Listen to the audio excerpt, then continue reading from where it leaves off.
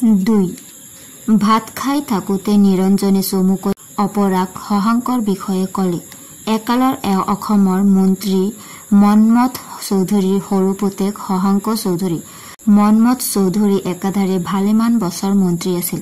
মানুহজন বৰ বুদ্ধিয়ক আছিল। মন্ত্ৰী থকা কালছোৱাৰ ভিতৰতে অজস্ৰ টকা পইচা আৰু ধন সম্পত্তি কৰিছিল। 3খন চাহ বাগিচা কিনিছিল, বেংকৰ লাখ টকীয়া শ্বেয়াৰ কিনিছিল, বহুত মাটি কিনিছিল আৰু পৰি থকা চৰকাৰী মাটি নিজৰ নামত লগাই লৈছিল। আগৰ কালৰ ৰজাৰ খিতাপ আৰু প্ৰতিপত্তিৰে মন্মথ চৌধুৰীয়ে মন্ত্ৰিত্ব কৰিছিল। তেওঁ 2গৰাকী বিয়া কৰাইছিল। প্ৰথমগৰাকীৰ এজনী ছোৱালী আৰু 3জন ল'ৰা হৈছিল আৰু দ্বিতীয়গৰাকীৰ এজনী ছোৱালী আৰু এজন ল'ৰা হৈছিল। শশাংকই আছিল মন্মথ চৌধুৰীৰ সৰ্বকনিষ্ঠ পুত্ৰ সন্তান। সৰুৰে পৰা শশাংক অলপ অন্য ধৰণৰ আছিল। কোনো এক অজ্ঞাত কাৰণত শশাংকই দেউতাকক ভাল নেপাইছিল। শ্বিলং গুৱাহাটী কতো নেথাকি শশাংক আছিল তেজপুৰৰ এজন মোমায়েকৰ ঘৰত। এইজন মোমায়েকৰ অৱস্থা ভাল নাছিল। তেওঁ এখন ইউৰোপীয় চাহ বাগিচাৰ সৰু কেৰাণী আছিল। সাধাৰণভাৱে চলিছিল। শশাংক তেওঁলোকৰ ঘৰতে আছিল। পঢ়া শুনাত শশাংক চোকা আছিল, কিন্তু নিয়মমতে পঢ়া শুনা কাহানিও নকৰিছিল। এইবাবে স্কুলত শাস্তি তিৰস্কাৰো ভুগিবলগীয়া হৈছিল। মন্ত্ৰীৰ ল'ৰা বুলি শিক্ষকসকলে বেলেগ বিবেচনা কৰাৰ প্ৰয়োজন বোধ নকৰিছিল। তেতিয়া শিক্ষাৰ্থীৰ এটাই পৰিচয় আছিল ছাত্ৰ। শশাংকই কিন্তু প্ৰমোচন প্ৰতি বছৰ নিয়মমতে পাইছিল। শশাংক আছিল নামকৰা ফুটবল খেলুৱৈ। ৰাইট বেকত খেলিছিল আৰু যিখন খেলত শশাংকই খেলিছিল সেই খেলত শশাংকৰ পক্ষ কোনোদিনে নাহাৰিছিল। তেতিয়াৰ পৰাই শশাংকৰ চৰিত্ৰৰ এটা দিশ স্পষ্ট হৈ পৰিছিল। শশাংক বৰ খোলাখুলি মনৰ স্পৰ্টছমেন স্পিৰিটৰ ল'ৰা আছিল। অতিশয় নিৰ্ভীক, স্পষ্টবাদী, সাহসী আৰু নিজৰ মনত দৃঢ়। নিৰঞ্জনৰ লগত চিনাকি আৰু আত্মীয়তা গঢ়ি উঠাৰ ক্ষেত্ৰ অৱশ্য খেলপথাৰ নাছিল। নিৰঞ্জন খেলুৱৈ নাছিল আৰু আছিল ভাল ছাত্ৰ, চোকা, মেধাৱী, অধ্যয়নপ্ৰিয়, কিন্তু কিছু উদাসীন। নিৰঞ্জনৰ দেউতাক আছিল স্কুল মাষ্টৰে। অৱস্থা যিমান সচ্ছল নাছিল। স্কুলত কাম কৰাৰ উপৰি টিউচন আদি কৰি কষ্টেৰে পৰিয়াল পোহিছিল। কিন্তু তেওঁ বৰ আদৰ্শবাদী আছিল আৰু 1942 চনৰ আন্দোলনত চাকৰি এৰি দি দেশৰ মুক্তি সংগ্ৰামত জঁপিয়াই পৰিছিল। ফলত পৰিয়ালটো চৰম আৰ্থিক অনাটনত পৰিছিল। নিৰঞ্জন তেতিয়া স্কুলৰ ছাত্ৰ আছিল।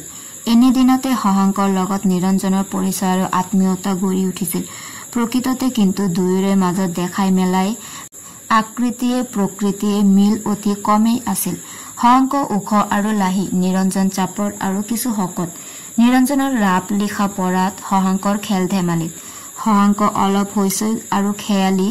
ৰহমান মাষ্টৰৰ ভাষাত ইডিয়নচিনক্ৰেটিক আৰু আনপ্ৰেডিক্টেবল। নিৰঞ্জন উদাসীন, ধীৰ আৰু আদৰ্শবাদী। তথাপি একেলগে স্কুলত পঢ়ি থকা দিনত দুয়োৰে বৰ ঘনিষ্ঠ আৰু অকৃত্ৰিম বন্ধুত্ব আছিল।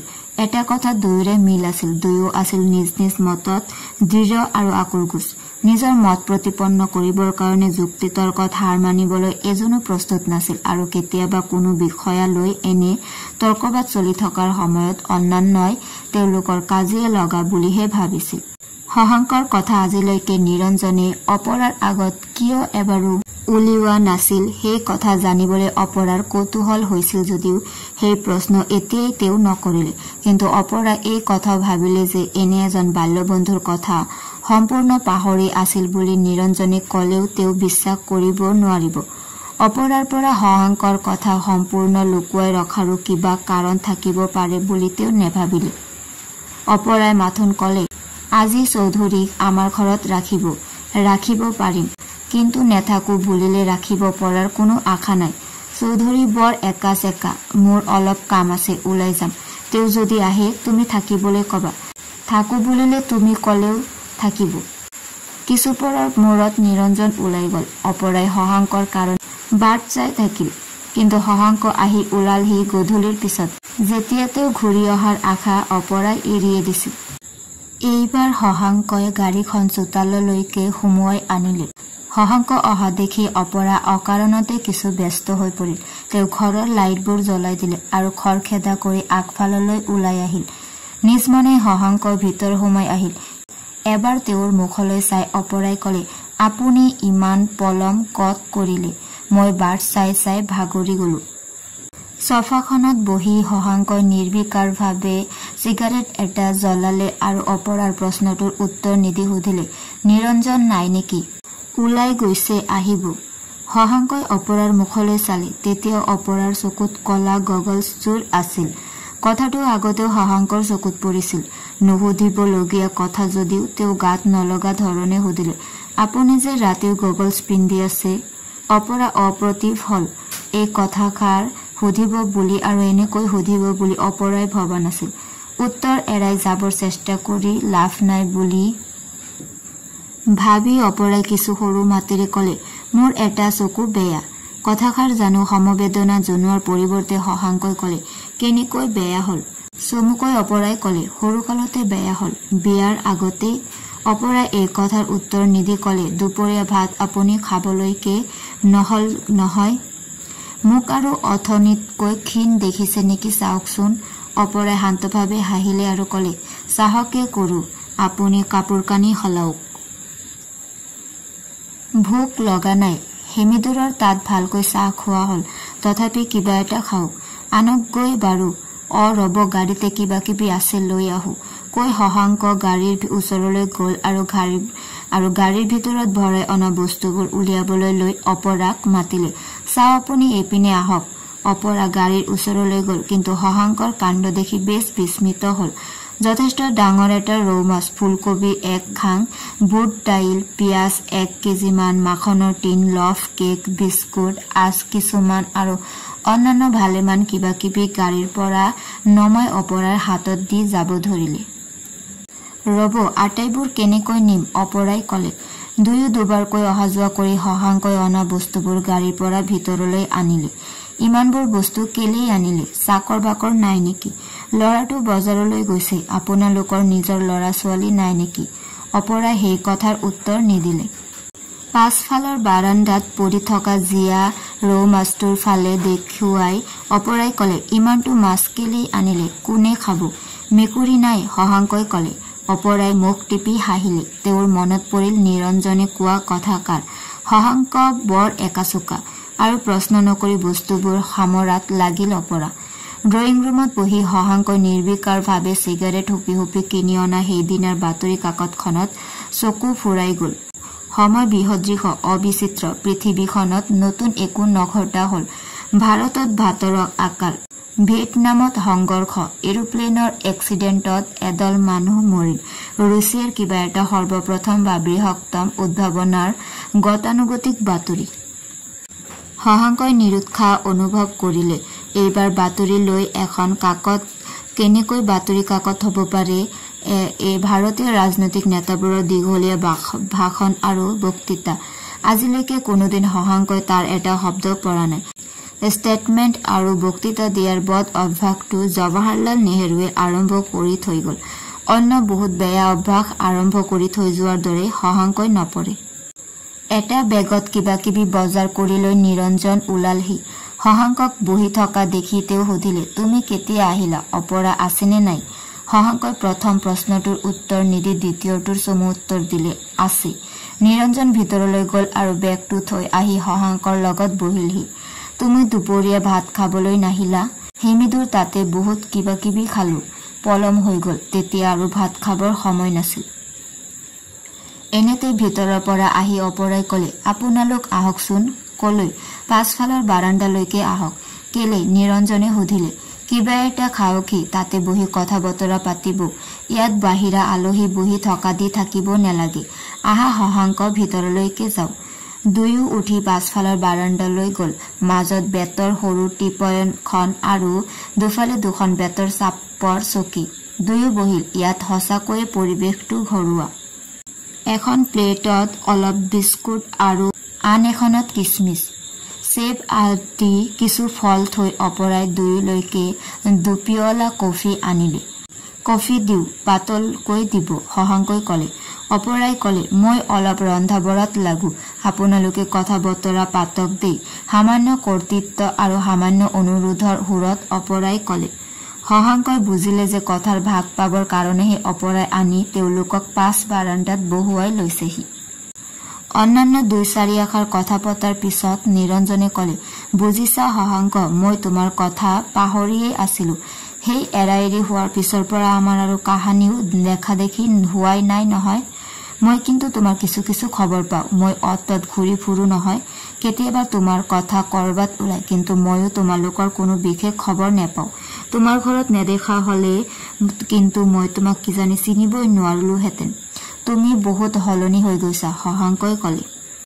বয়স হোৱা নাই জানো, আৰু অন্যান্য বহুত কথাও আছে। মই বুঢ়াই হৈছো যেন লাগে, নিৰঞ্জনে সাধাৰণভাৱে কলে। বয়স হৈছে কিমান? ৩৫ বছৰ।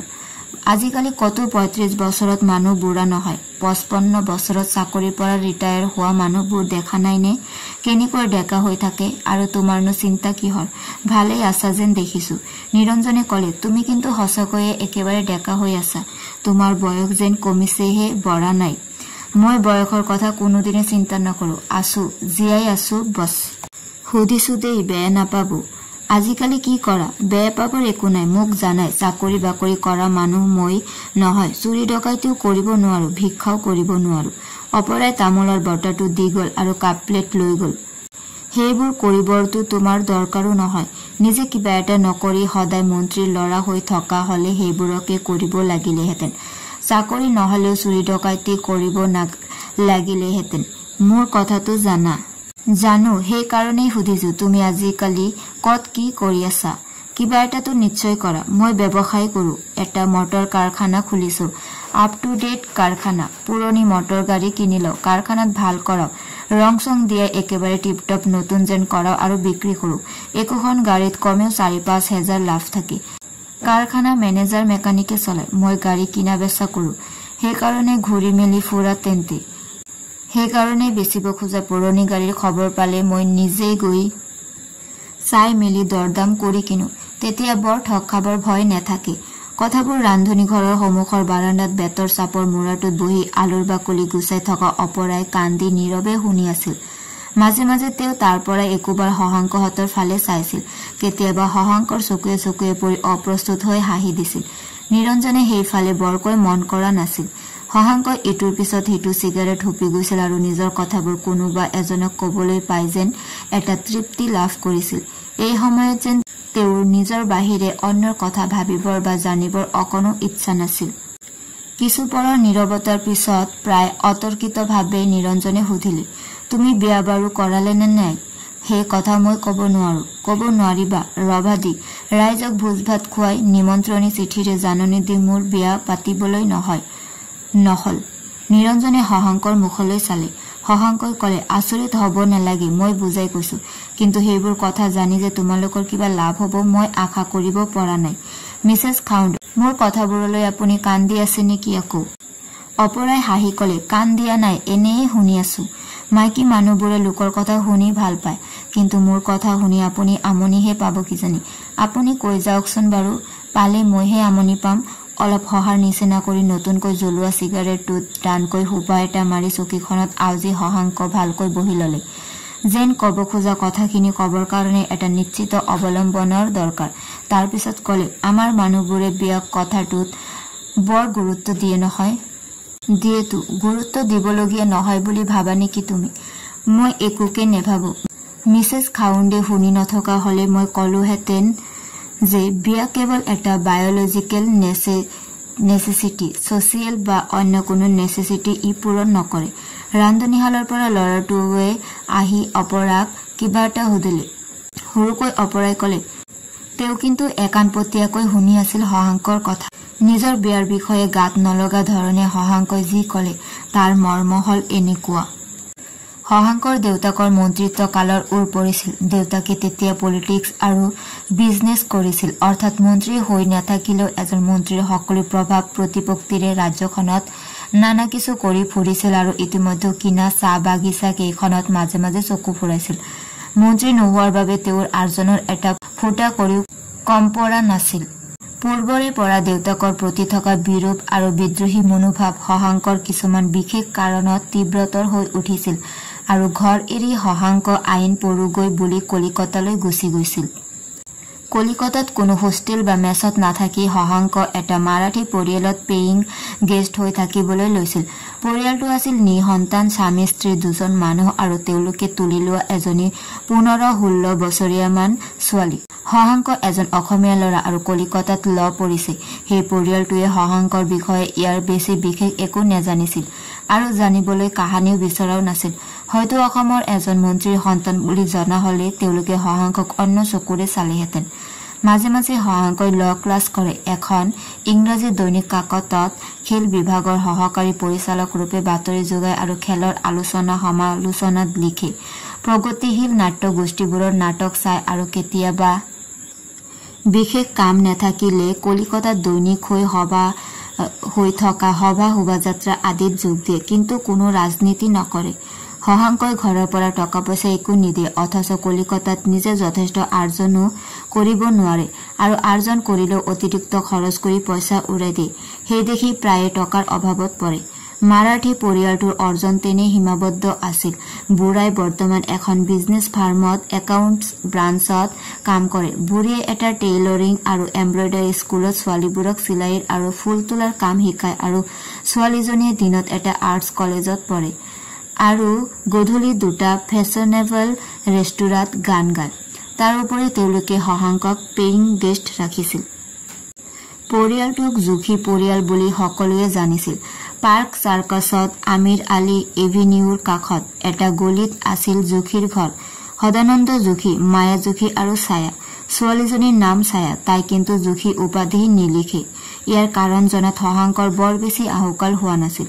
ছায়া সদানন্দ আৰু মায়া জোখীৰ ছোৱালী নহয়, তেওঁলোক নিসন্তান। ছায়া তুলনীয়া ছোৱালী। ছায়াৰ এটা চমু ইতিহাস আছিল। সেই ইতিহাস জানিবলৈকো শশাংকৰ বেছিদিন লগা নাছিল। ৰিটায়াৰ কৰাৰ আগতে সদানন্দ জোখী শিয়ালদহ ষ্টেচনৰ এজন উচ্চ পদস্থ ৰেল কৰ্মচাৰী আছিল। তেতিয়া তেওঁলোক ৰেলৱে কলনীত আছিল, ৰেলৱে কোৱাৰ্টাৰত। 1941-42 চনত ব্ৰহ্মদেশৰ পৰা হেজাৰ হেজাৰ ভগনীয়া আহিছিল। জাপানৰ ভয়ত আৰু ব্ৰহ্মদেশৰো কিছুমান অহৎ লোকৰ ভয়ত ভাৰতীয় মানুহ আৰু ইউৰোপীয় মানুহ প্ৰাণ লৈ ব্ৰহ্মদেশৰ পৰা পলাই আহিছিল। সেই ভগনীয়াবিলাকৰ মাজত এজনী মানুহ আহিছিল। তেওঁৰ কোলাত এজনী বছৰীয়া কেঁচুৱা আছিল। মানুহজনীৰ গ্ৰহণী হৈ ৰিফিউজি কেম্পত মৃত্যু হৈছিল, কিন্তু মৰাৰ আগতে মানুহজনীয়ে কৈছিল যে ছোৱালীজনী তেওঁৰ নিজৰ ছোৱালী নাছিল। খোজকাঢ়ি আহোঁতে মণিপুৰৰ বাটৰ কাষত পৰি থকা ছোৱালীজনী পাই তেওঁ বহু কষ্টে বুকুত সাৱটি লৈ আহিছিল। সেইজনী কাৰ ছোৱালী তেওঁ ক'ব নোৱাৰিছিল। সেই মানুহগৰাকীৰ মৃত্যুৰ পিছত কেঁচুৱাজনীক সদানন্দ জোখীয়ে নিজৰ ঘৰলৈ লৈ আহিছিল আৰু তাইৰ নাম দিছিল ছায়া।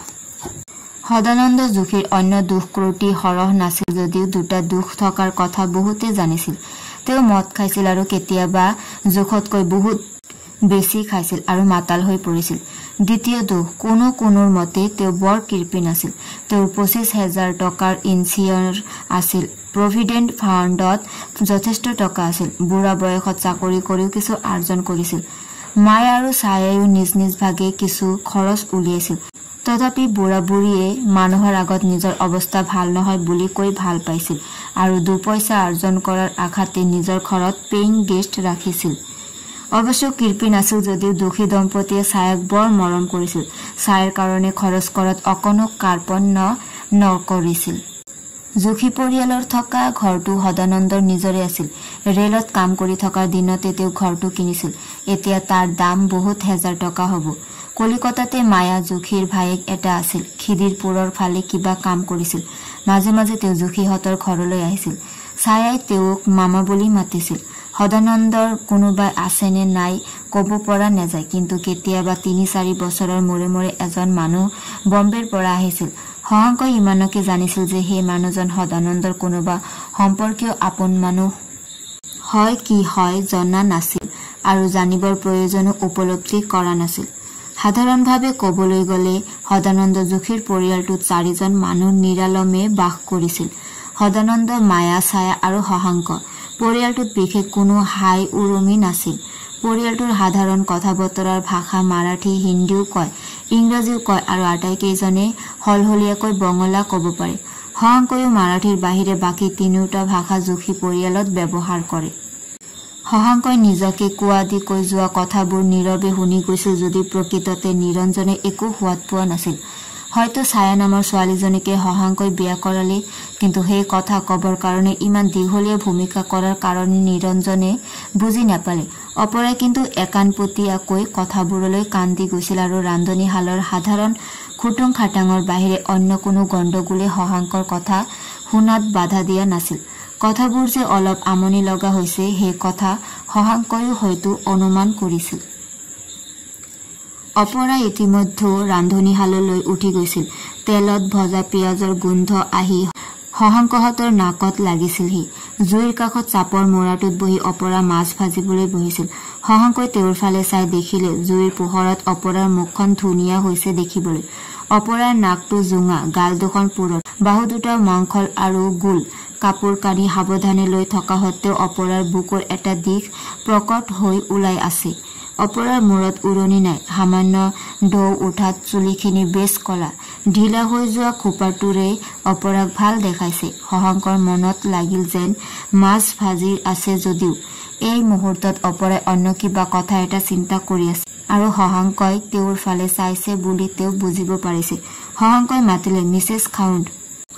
অপৰাই বহাৰ পৰাই ঘূৰি চালে। হয়, আপোনাকে মাতিছো।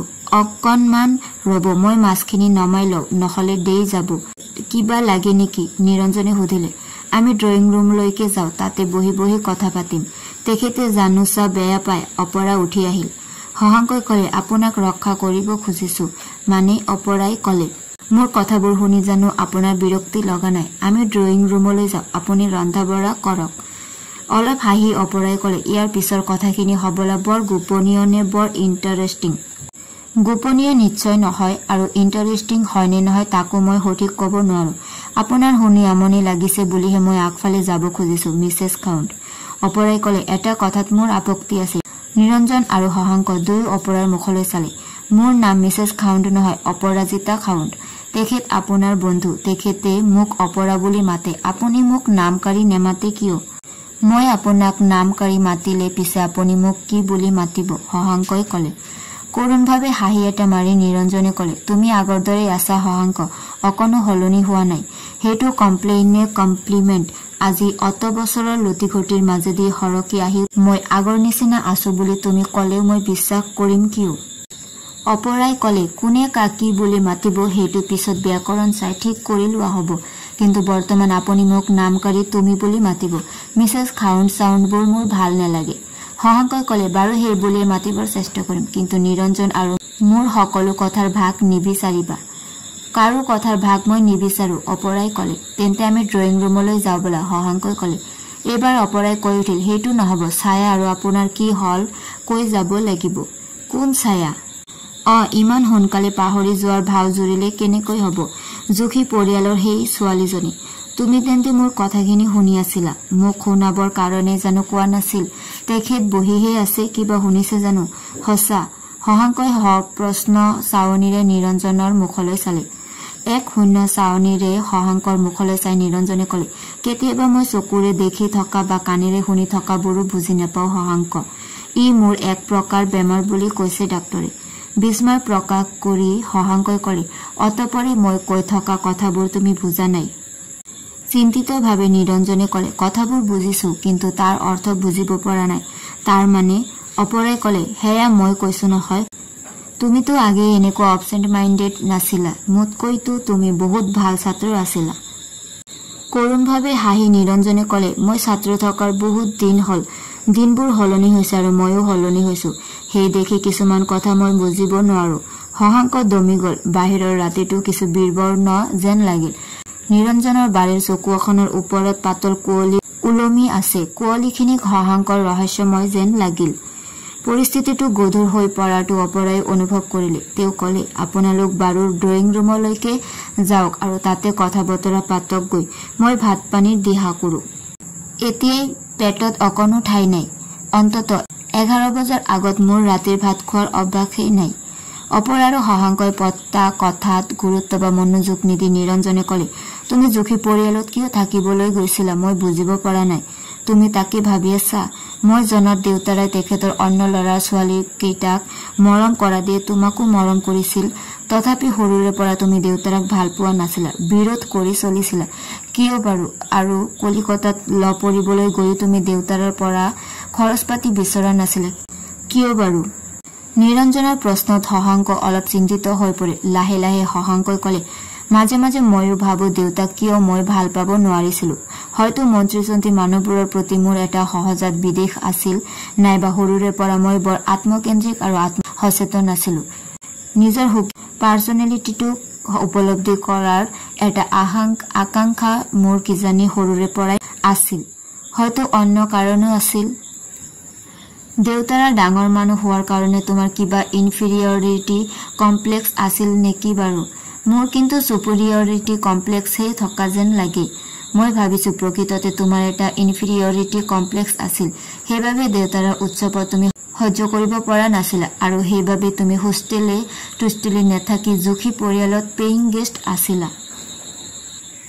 অপৰাই কলে, আকৌ ওলাল কমপ্লেক্স। তেখেতে সকলোতে কেৱল একোটা কমপ্লেক্স দেখা পায়। নিৰঞ্জনে কলে, কমপ্লেক্স সকলোৰে আছে, মোৰো আছে, তোমাৰো আছে, বাৰু বলা আমি ড্ৰয়িং ৰুমলৈকে যাওঁ। অপৰাই সুধিলে, ভাত পানী হৈছেই আৰু অলপ পিছত খাব তেন্তে। শশাংকই কলে, তোমালোকে বিশ্বাস কৰা মই বহুত দিন এনেকৈ কথা পাতিবলৈ পোৱা নাই। নিৰঞ্জনক লগ পাই মোৰ বহুত কথা মনত পৰিছে, বহুত কথা কবৰ মন গৈছে। বিজনেছত ঘূৰি ঘূৰি ব্যক্তিগত আৰু ঘৰুৱা কথা বতৰা পাতিবই নজনা হৈ গৈছো। সেই দেখি কিজানি মোৰ কথাবোৰ তোমালোকৰ কিবা আচহুৱা যেন লাগিছে।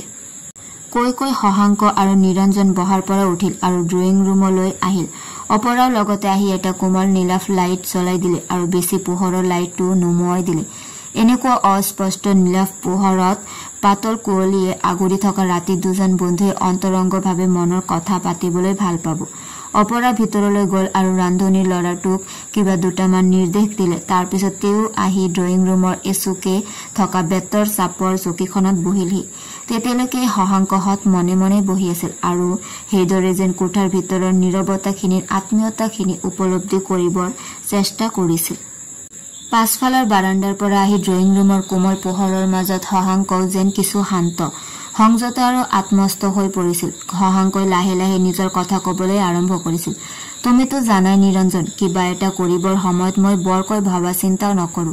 কৰিবৰ মন গলে কিবা এটা কৰি পেলাও। সেইটো কোনো কমপ্লেক্সৰ কাৰণে নেকি মই নাজানো। দেউতাৰ পৰা টকা পইচা নোলোৱাৰ কাৰণে যে একো লাভ হোৱা নাছিল মই সেই কথা বুজি পাইছিলো, কিন্তু মই কাহানিও আনৰ ওপৰত নিৰ্ভৰশীল হবলৈ নিবিচাৰো। সেইবাবে মোক বহুতে চাগৈ গোৱাৰ বুলিও ভাবে, কিন্তু মাজে মাজে মই যে কিদৰে এই কাৰণে অপদস্থ হবলগীয়া হৈছিল সেই কথা শুনিলে তোমালোকে মোক কিজানি মূৰ্খ বুলিয়ে ভাবিবা।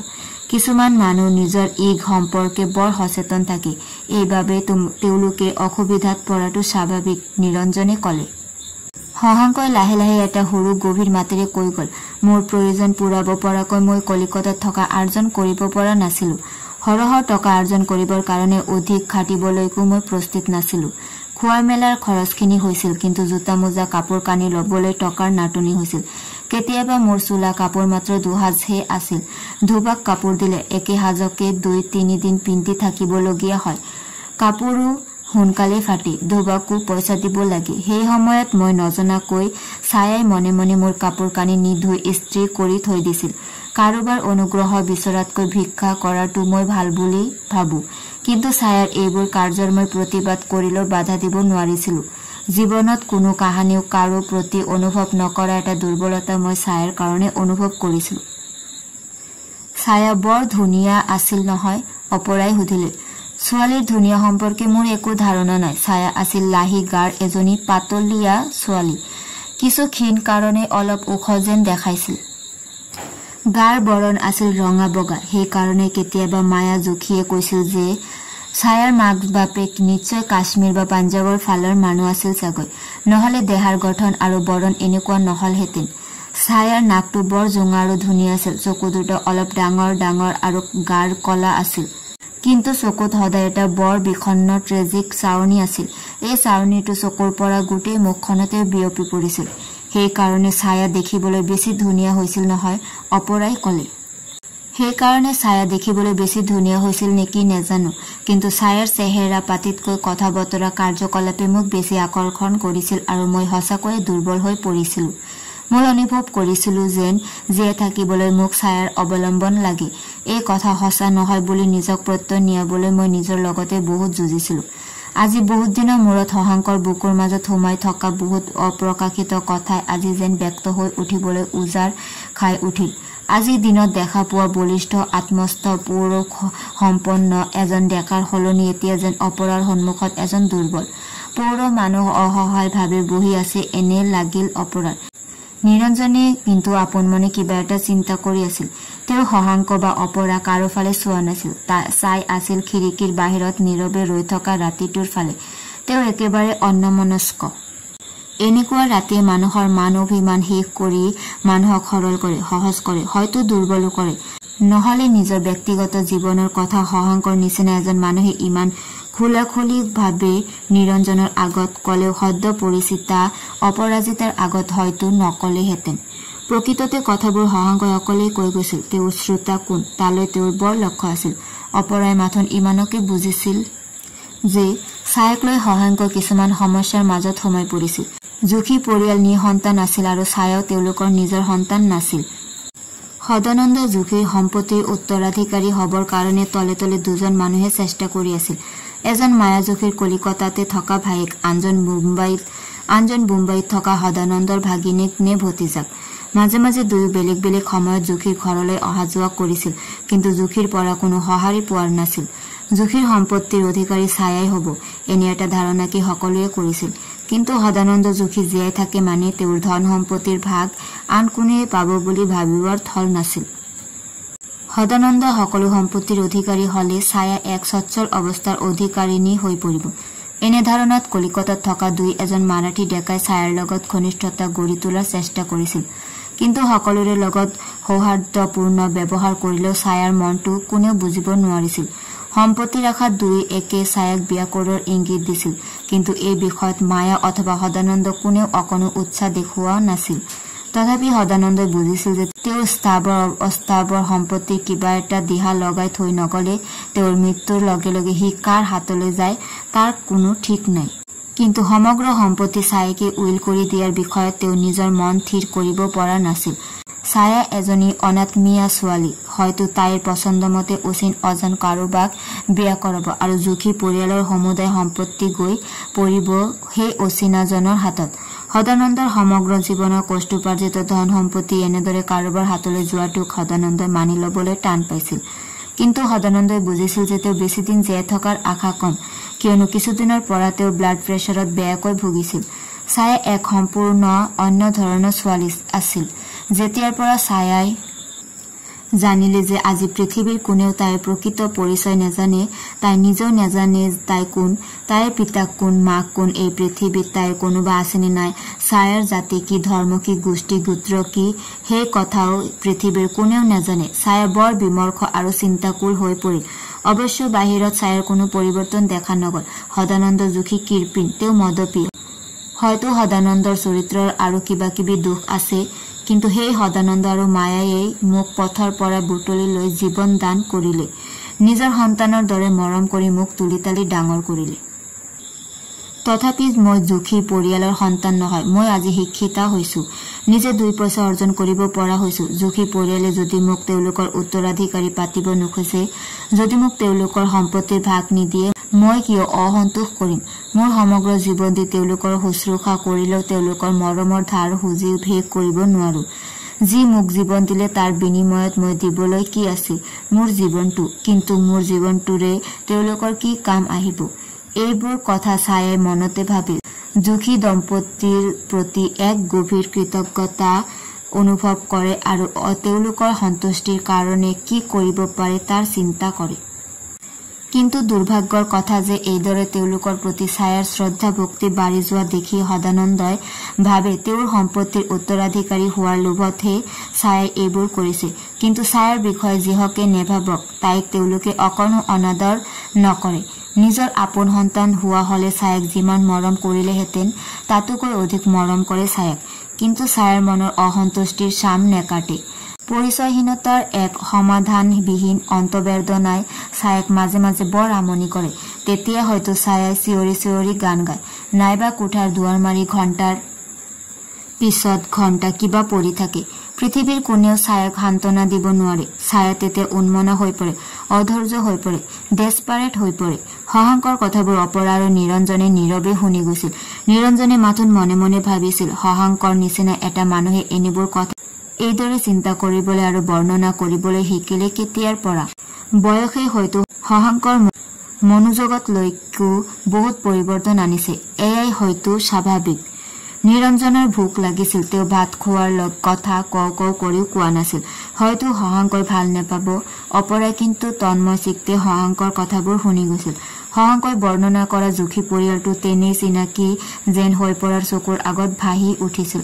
ছায়াজনীক তেওঁৰ তেনেই চিনাকি এজনী ছোৱালী যেন লাগিছিল। চিগাৰেট এটা নতুনকৈ জ্বলাই লৈ শশাংকই কলে, মোৰ কথা কি শুনি থাকিবানে? ভাত পানীও খাবা, ভোক লগা নাই জানো? সৰুকৈ নিৰঞ্জনে কলে, মোৰ ভোক লাগিছে। অপৰাই কলে, কথাখিনি শেষ নকৰিলে নহয়, আপোনাৰ বিয়াৰ কথাহে কব খুজিছিল। কলেগৈ জুখিৰ পৰিয়ালৰ কথা।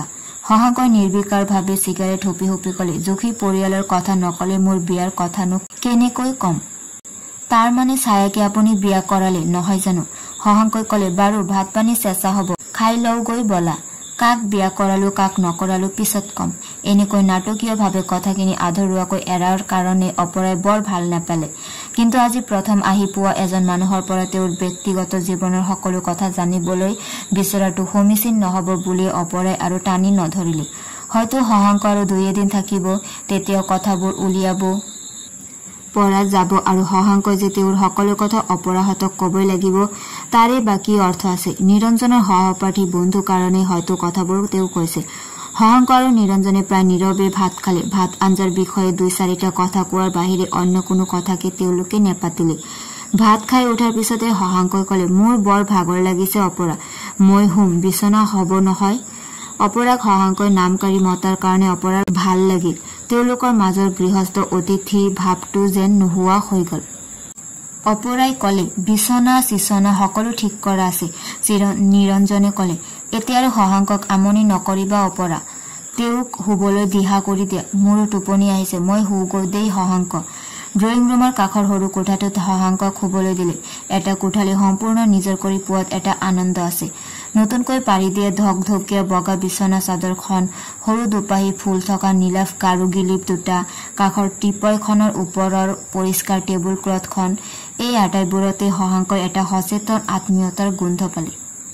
পানী গিলাচ টিপয়খনত থৈ অপৰাই সুধিলে, আৰু কিবা লাগিব নেকি? আধা খোৱা চিগাৰেটটো ধুনীয়া মুৰাদাবা দি এছট্ৰেখনত থৈ শশাংকই অপৰাৰ ফালে চালে। স্বামীৰ বন্ধু হলেও এজন সদ্য পৰিচিত অনাত্মীয়ৰ কাৰণে ইমান আদৰ যত্ন কৰাৰ বাবে শশাংকই ভাল পালে। একো নকৈ শশাংকই মাথোন অপৰাৰ মুখলৈ চালে। এতিয়া অপৰাই গগলছযোৰ পিন্ধি থকা নাই। এনেই দেখিলে অপৰাৰ কোনটো চকু বেয়া ধৰিব নোৱাৰি। বেয়া চকুটোত এটা কৃত্ৰিম প্লাষ্টিকৰ চকু লগোৱা আছে। খিৰিকীৰ পৰ্দা এখন টানি টানি ঠিক কৰি দি অপৰাই কলে, সঁচাকৈয়ে আপোনাৰ কথাবোৰ মোৰ ভাল লাগিছিল। সকলো কব দেই, সকলো।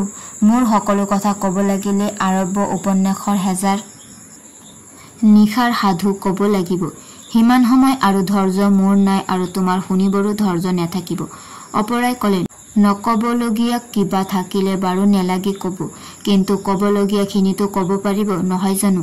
মোৰ কথা কোনেও শুনিবলৈ বিচৰা নাই, কাকো মই কোৱাও নাই। শুনিব খোজা যদি কম বাৰু দিয়া। এতিয়া তেন্তে হওক, অনুমতি বিচৰাৰ ধৰণে শশাংকই কলে, হুৱক, মই আৰু আমনি নকৰো, যাও দেই। তেখেতৰ আকৌ বিচনাত পৰিলেই ঘূৰ ঘূৰাই টোপনি আহে। মোৰহে প্ৰায়ে টোপনি নাহে। শশাংকই কলে আৰু শুবৰ কাৰণে সাজু হল।